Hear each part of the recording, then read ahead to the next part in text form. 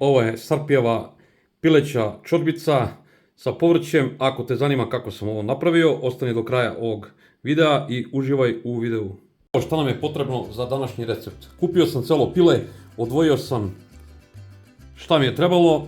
Ovo što ostane, uglavnom, naše majke i bake su znale šta da rade s tim. Novo komponovane domaćice verovatno ne znaju. Ovo je video za vas malo mlađi. Evo pogledajte, ovdje su bile grudi, to je belo meso, ovo su leđa, znači ovo smo oprali, sada ćemo da ubacimo u jednu šerpu.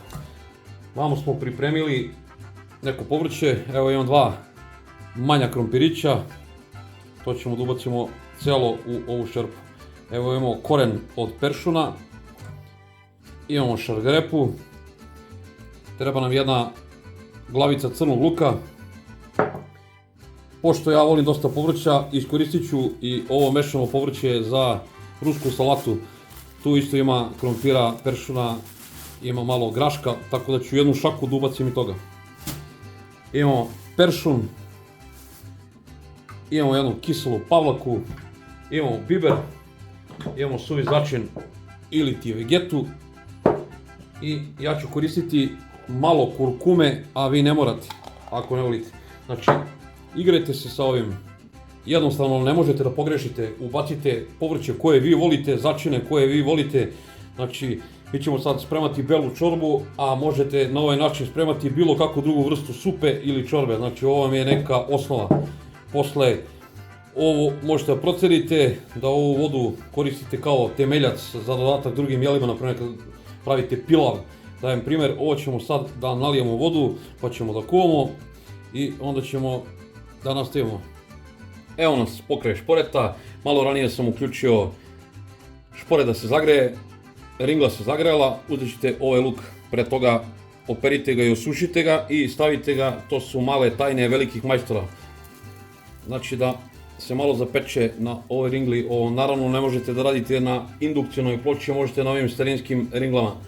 Nije obavezno, ali verujte mi, ko ovo uradi zna, ko je ovo probao, ovo je prava domaća supa, dobijete pravi miris luka, ne mogu da vam opišem, malo zapečenog luka. Evo, nema šta puno, kada smo zapekli taj luk, sada ćemo da ulijemo vodu u ovo sve, da pokrije, da ogrezne i kuvat ćemo nekih otprilike pola sata. Evo pogledajte, nakon par minuta kada je proključalo, sad tek smanjite vatru na neku srednju temperaturu i pogledajte kako se to podiže. Mi ćemo sad lagano ovu penu da skupimo. Evo pogledajte, znači u par navrata ćemo samo da pokupimo ovu penu i nećete morati da stojite ovdje pored ove šerpe, bitno da se ova pena pokupi i onda neće da vam iskipi. Evo nakon nekih 25 minuta do pola sata kuvanja izvadit ćemo ovo meso na neki tanjir da se to prohladi, da bi mogli da otkostimo, da skinemo meso sa ovih kostiju. Ako nećete toliko da čekate, onda jednostavno pod mlaz hladne vode pa ovo prohladite da skratite vreme čekanja. Sad, mnogi ne vole povrće, pogotovo klinci što izmišljaju svašta nešto. Ovo možete sad odmah štapnim ovim blenderom da to izmiksirate. Ja se razmišljam iskreno šta da radim, pošto ovdje ima dosta krupnog povrća, evo ima luk, ima krompir, tako da ću najvjerojatnije i ja to da uradim. Samo da izvadim ove listove što sam ubacio ovog lovora. Ovo sad ugasite vatru, ne mora da se kuva, ovo je skoro pogotovo. Dok čekamo da otkostimo to meso, ovo ćemo da jednostavno ugasimo vatru. Samo da nađem još jedan ovaj listić da se ne zadavim posle sa tim, jer to ne može da se izblendira kako treba. Ovo je uvek tvrdo. Ćemo da izblendiramo ovo. Pošto ja ne želim da bacam povrće ni luk, ni ništa, tako da ću ja to... Neću skroz da napravim ono da bude kao potaž, ali ću onako poprilično da usitnim to povrće. Evo, lepo sam to izblendirao, ima tu malo i krupnijih delova, ali tako se meni sviđa.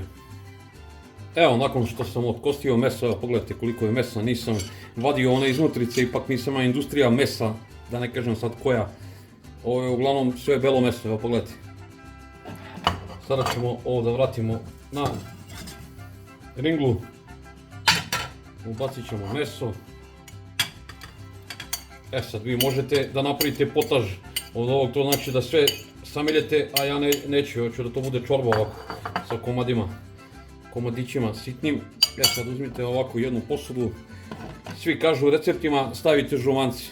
Ja kažem staviti celo jaje, šta da radim ja poslije sa balancetom.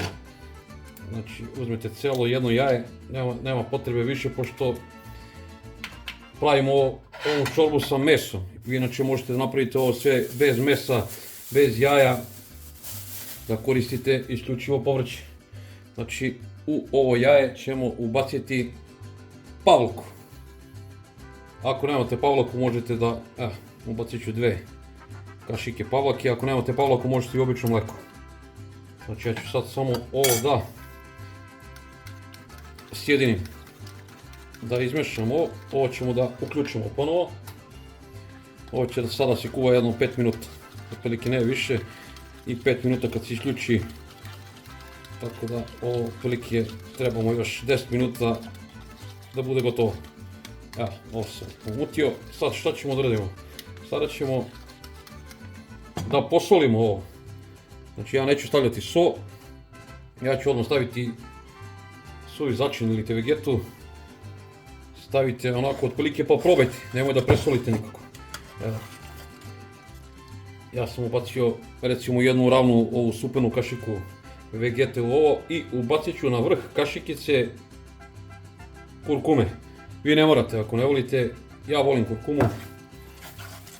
Ona nije loša, dobijete malo i ovako žuću boju. Evo sad čekamo da ovo provri. U ovo možete dodati i pola kašike ili jednu malu kašikicu senfa ko voli. Ja nešto nisam oduševljen sa tim, ali evo kažem samo što može. Evo možemo već da ubacimo ovako lagano. Taman, ko voli slanije neka ubaci kasnije. Sad ćemo da ubacimo bibera. Ne morate mnogo jer ima ljudi koji ne vole biber. Bolje kasnije stavite ga direktno u tanjir. I na kraju samom stavit ćemo peršun.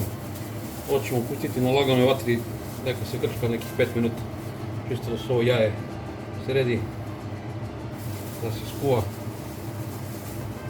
Evo, peršunovo lišće. Malo ćemo da pomešamo, da ne zagori, pošto je ovo dole sitno, može da padne na dno šerpe i da vam zagori. Čorbica je super za ove vrele dane, da vam nadoknadi vitamine i minerale koje gubite tokom znojenja, okrepljuje, osvežava, a dobra je i zimi. Pileća supica ili čorbica protiv prehlada i tako toga. Evo, za 5 minuta ovo će biti gotovo. A vi probajte. Ako treba da dodate još soli ili možete dodati ovdje još neki začin, neku mirođiju ili nešto ako volite, ako imate. Meni je to skroz ok. Evo nakon jedno 5 minuta krčkanja ugasit ćemo i ostaviti da se malo prohladi pa ćemo da degustiramo. Evo, sarpijeva čorba je gotova. Pošto smo stavili kurkumu, ne mogu da kažem bela čorba, mogu da kažem žuta čorba, nazovite kako god hoćete. Evo pogledajte kako izgleda. Ovo ćemo promešamo. Evo, nema laži, nema prevare. Jedna domaća pileća čorba sa povrćem. Evo pogledajte kako je ispala. Vrlo lako, vrlo jednostavno, ako mogu ja, može svako. Ako ti se svidio ovaj recept, lupi like, komentariši, podeli ovaj video, tako pomožeš rad moga kanala. Ovo sad možete da malo zakiselite limunovim sokom ili da ubacite malo sirćeta ako volite kiselije. Možete da ubacite malo pavlake, zašto da ne. I uživajte u ovoj čorbici. Vidimo se u nekom sljedećih recepata. Puno pozdrava od Carpija.